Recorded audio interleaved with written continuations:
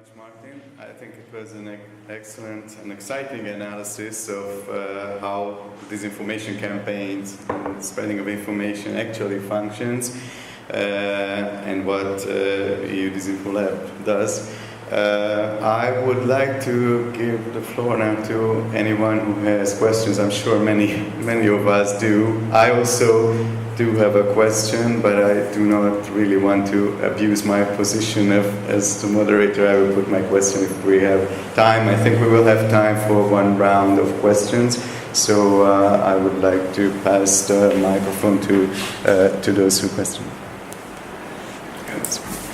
The thing that Putin and people in the Kremlin always say is, so we do this, but what's the difference between what we're doing and what Voice of America, BBC, Deutsche Welle, France 24 have done for decades? In other words, we're just waking up to what the West has been doing to us for a very long time. What's your response to that? What is the essential difference between what the West does and what the Kremlin is doing? Well, for example, the Kremlin gives military medals to journalists reporting according to their view. As I said, they also have this included in their military doctrine, from peace to war, to conduct an information war towards their enemies. It's really clearly stated in several doctrines and security documents how they use this to influence audiences in other countries. Also, from RT and Sputnik, for example, they have also openly said that they see themselves as a branch of the Ministry of Defense. And this is not really what we see with BBC or any other journalist organization that will get state funding, but purely to question the power that in the country they operate in, which you never see from these pro-Kremlin channels. If you can show me anywhere RT, Sputnik, or any of the other pro-Kremlin channels questioning Putin or the Kremlin, please do. But so far I haven't seen it. I can just add to that. I'm not an expert as Ida is, but just two fun facts. So first of all, as you said, actually, it's clearly written in several. It was said by several top Russian military officials that their goal is to actually divide the West, Western societies, Europe, through propaganda campaigns, which I'm pretty sure is not the case of the UK or US governments. And some data I just received a few weeks ago. So apparently the budget for that mission was in 2014 was, I believe, $1.4 billion, and now it's estimated at close to $5 billion. So I don't think other governments are increasing the budget for propaganda for state media in such a way. Total propaganda. The total propaganda, so state media with the mission to propaganda and information. So I'm pretty sure in most Western governments this budget is more likely decreasing, and here it has increased threefold just in 4 years. Yeah, Anna. It's fascinating what you are doing. I have a question or comment. So we know that the credibility of the source is key to accepting fake news as real. We know that. We also know that it's true actually on both sides of the political spectrum. However, what's become also clear that simply debunking some news as fake doesn't necessarily change people's acceptance of it. So often people are confronted by the fact that news, that piece of news that I heard that I actually like and prefer and like to share is not real, but that doesn't keep me from sharing because I still agree with the message. So there have been some studies showing that people continue to share this news because they think, okay, this is not true, but it could be true, or anyway, I agree with the message. So I'm not sure whether this is enough to just debunk this, so whether do you think of any other strategies to do something with that type of fake news? Well, yeah, no, it's definitely not even close to enough. And I think well, with these kind of old myths that have been around for a really long time, conspiracy theories, whatever, you have like the chemtrails, for example, or vaccine or things like that. It's hard to get to those because those are very, you know, they're very deeply rooted in these, you know, bubbles, filter bubbles. That want to believe this, and they won't be persuaded. But when new different disinformation campaigns comes along, for example, for this year we've seen Skripal, Duma, MH17 again, that aims to reach new audiences as well, to explain something that has happened now with the conspiracy or disinformation. That's when it's crucial, both to discredit the source, for example, to show by showing again and again that the TV channel from the Russian Ministry of Defense, the Zvezda, is not a credible source. They do report this on MH17. They at the same time they report that zombies are fighting in the Ukrainian army. So, like, to have this kind of collection of disinformation narratives helps to both discredit the source, but also show the narratives that have been used again and again. But it's not nearly enough. I mean, this is just to raise awareness of the problem, to be able to design some kind of strategy to counter that problem. We need to be aware of the tactics, the sender, the narratives used, and the aims of the sender.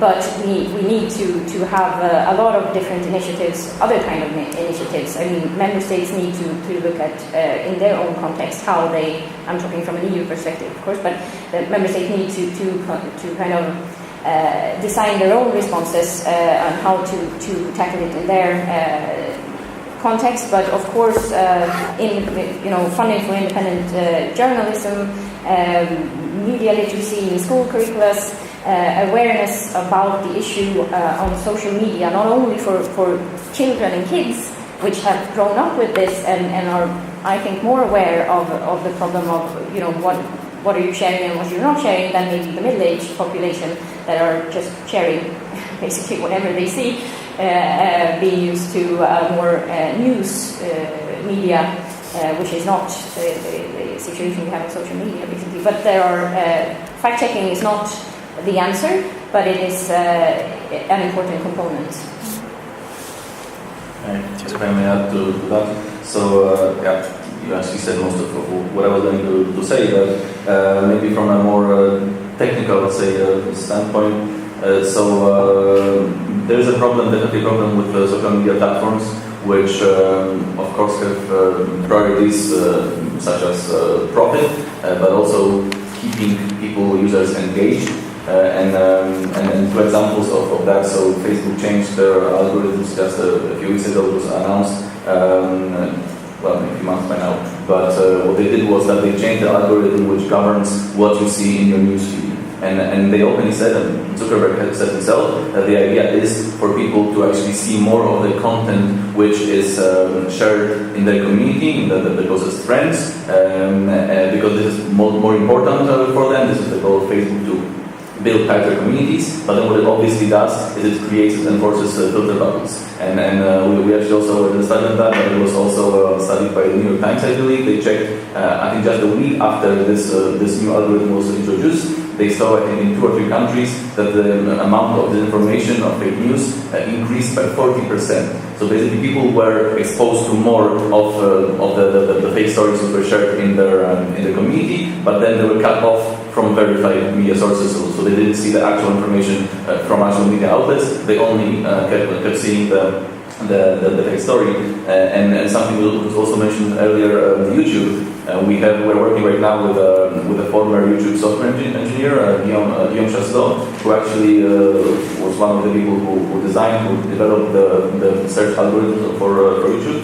And what he told us is that, as I was mentioning again, that YouTube favors extreme content. So then they did this as an live example, searching different candidates in the recent UK elections. whichever candidate you search for on YouTube, the first content you would see would always be the extreme one. So there'll always be Nigel Farage doing something crazy, because that's what the YouTube algorithm believes that is most interesting, most engaging, with the end goal to basically keep users longer, to keep them engaged longer, to be more likely to share it. And of course, this is because that is their goal. They don't care about people being actually exposed to the information, either the information they search for or to the true information, just what is most engaging. And that's of course a huge problem, mostly with Facebook, but also with YouTube, with Google, Twitter to the least extent.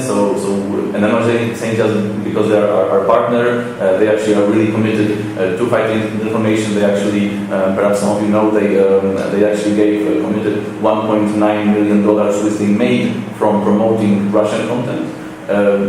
Everything they made, they gave back to the counter-disinformation community, so to initiatives aiming to fight disinformation on Twitter. And they didn't even advertise that wasn't a PR stunt. They just did it because they thought it was right. So, different attitudes from platforms.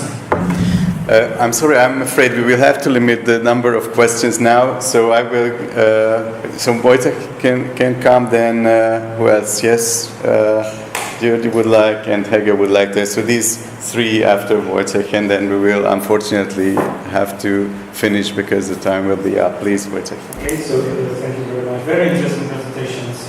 Thank you so much for them. My question, first of all, is on the question of debunking myths in general.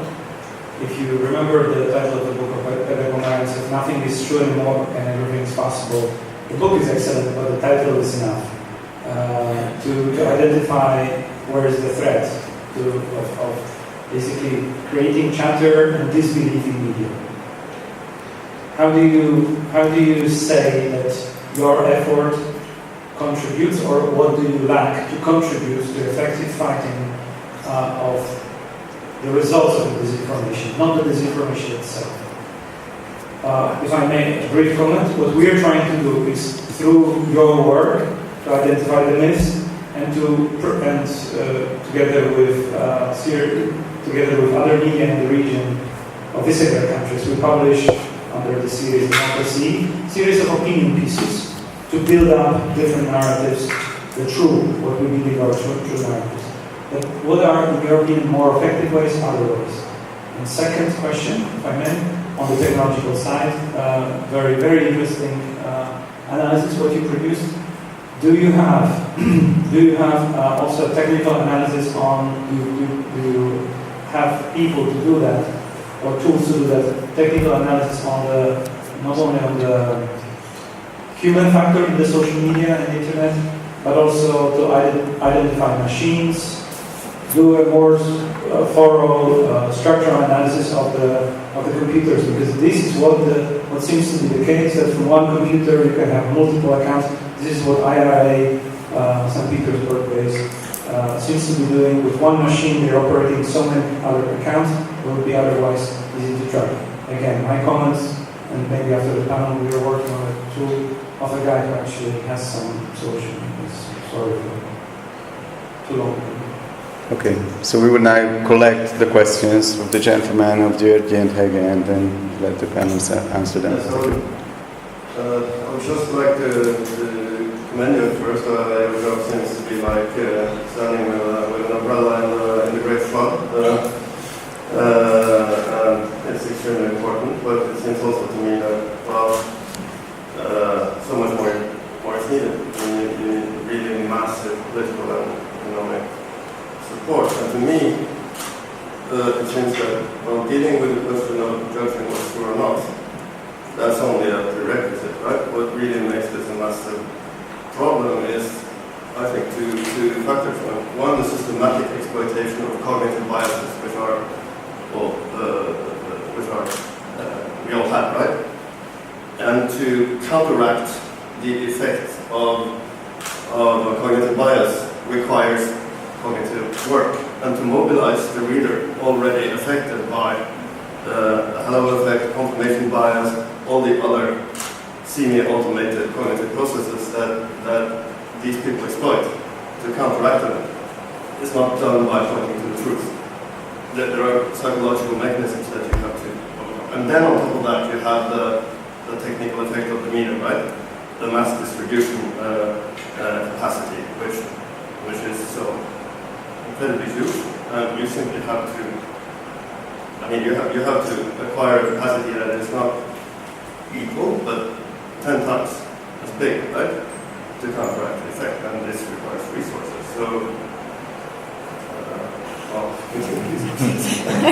do you have a plan to get the necessary resources? Because if not, then this is, a token battle that you're doomed to lose, I think. Just connected with the resources, one short question. Do you get any support by bigger companies? Do you get funding from any companies who might be interested in supporting you? Okay, David. Two brief questions. One is whether does your work feedback somehow to the work of the council? Do you have any impact on what this Hungarian is doing? And so, what is the reason? I mean, do you have an impact on that? We don't see much. The second is that have you thought about maybe extending your operations inside the European Union? I'm asking this because you don't always need Putin to spread fake news in the EU. I mean, here's the whole Hungarian, big part of the Hungarian media, directly or indirectly financed by the government. It's in itself an origin, a producer, fake news, 24 hours per day. So, Yes, to Hagen. My question was already asked by others, so just a comment that there will be a presentation in the afternoon about reports and technical issues. All right.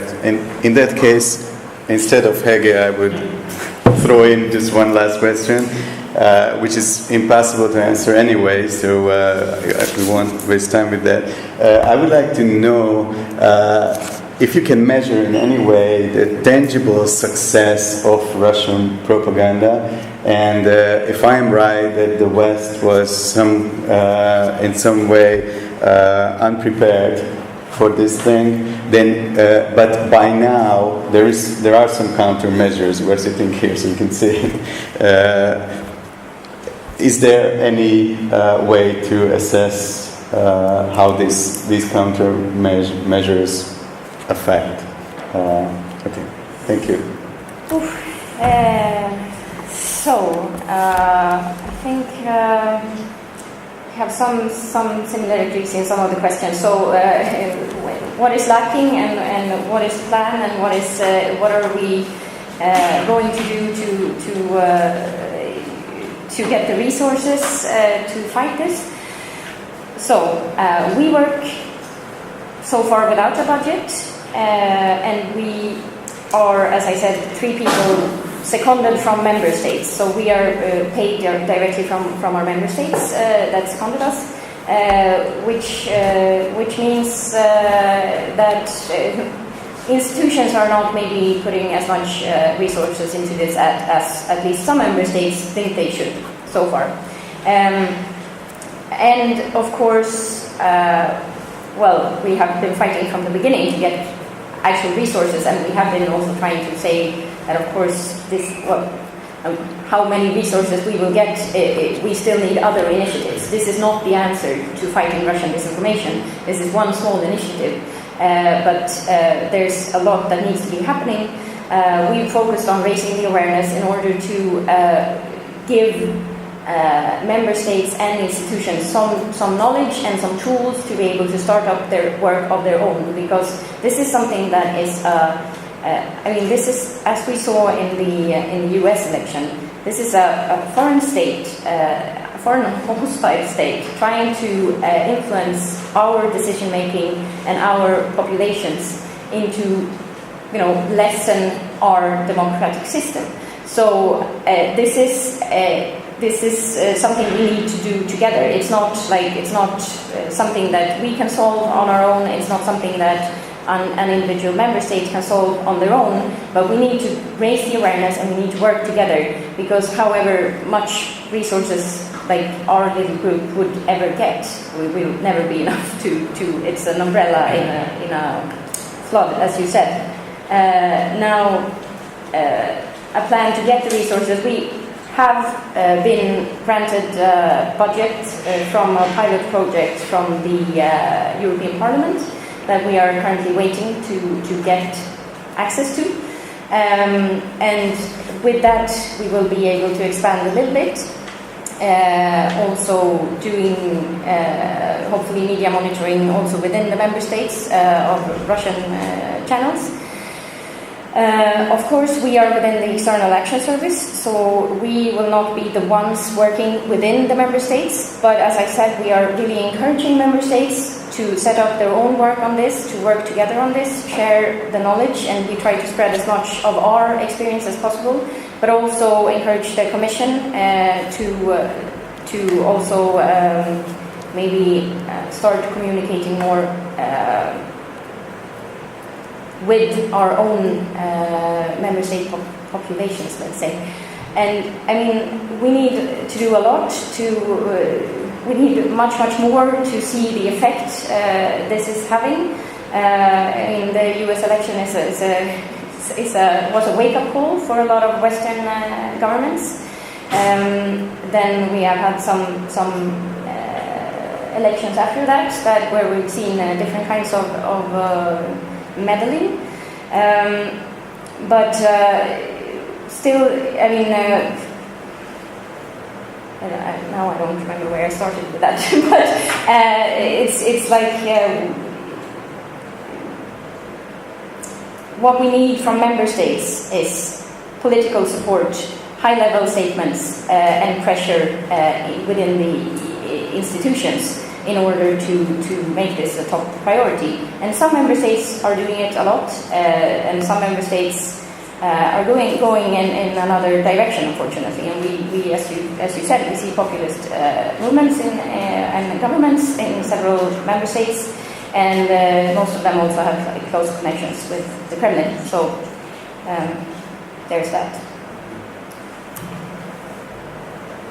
So very quickly, I guess we don't have much time left. There were a few questions, I guess directed more at me. First of all, the human factor. So if we identify machines, bots, yes and no. I mean, first of all, this is not the focus of our work. So I would recommend the work of the DisinfoLab, for example, the Digital Forensics Research Lab. We basically complement our work. So they focus on analyzing both the content and the accounts. We mostly look at the communities that spread the mechanism that govern how the information is being promoted and spread. But having said that, we on the Skripal case example, we did identify the accounts which were ailing to Russia be responsible for that. So as I said, we don't look into them, but we expose the accounts which are likely either trolls or bots, or we call cyborgs, so semi-automated. And there was actually one more example which I didn't have here of a fake news story in Italy, which was spread by one small media outlet, but then it was also amplified, was supposed to be amplified by a large number of accounts, but then when we mapped it, we saw that each one of those accounts received zero retweets, zero interactions. So this is a clear sign that these are automated accounts. If they have no followers, no interactions, they were just created for that purpose to try to spread to amplify that message. So we do see it in our maps, in our work, but it's not the focus of our work. Then the question on the cognitive bias and confirmation bias, I agree fully that this, of course, is not something that we can solve. And it's up to raising critical thinking, media literacy, etc., building resilience, awareness. But what we do, and I think that's something which apparently works, is limiting the spread and basically being quick enough to expose at least that the source of the information isn't trustworthy, and not for the people, because even if it doesn't work for the people, for the mass, let's say, public, it does work for the media, for journalists. So major news outlets won't pick a story up if they already know that it's coming from a suspicious source. So here it does work. Then on the resources and support from companies, it's quite similar. We don't have any resources. Right now we are operating on a fund from Twitter. So what I mentioned, that they devoted some funds to counter information, but we're really working from project to project. So each one of those projects was financed by from different sources. For example, the Italian project was actually financed by OSF, by Open Society Foundations. Then the Skripal case we just did by ourselves from our own resources at our own cost, just to showcase our work. And we don't receive any other support other than that. We are working on several future projects, hopefully with the European Parliament. So we might work on the European elections together with the European Parliament. We are also working with some American potential funders, so there are many possibilities, but for now, we are a very new organization. I think that's it from my side. Yeah, I mean, you covered everything else. Just to mention also that during this last year, other institutions have started slowly working with the issue as well. The problem of disinformation in general is something that both DJ Connect and DJ Com is now starting up to work with from the Commission side, and hopefully that will result in a better response from the EU institutions towards the member states. Also, several member states have set up their own operational capacity in this regard, and also the European Parliament have started to raise awareness and talk about this issue before the upcoming elections next year. So it's much better than 3 years ago. It's moving forward slowly, but we're still a bit naive in Brussels, I think.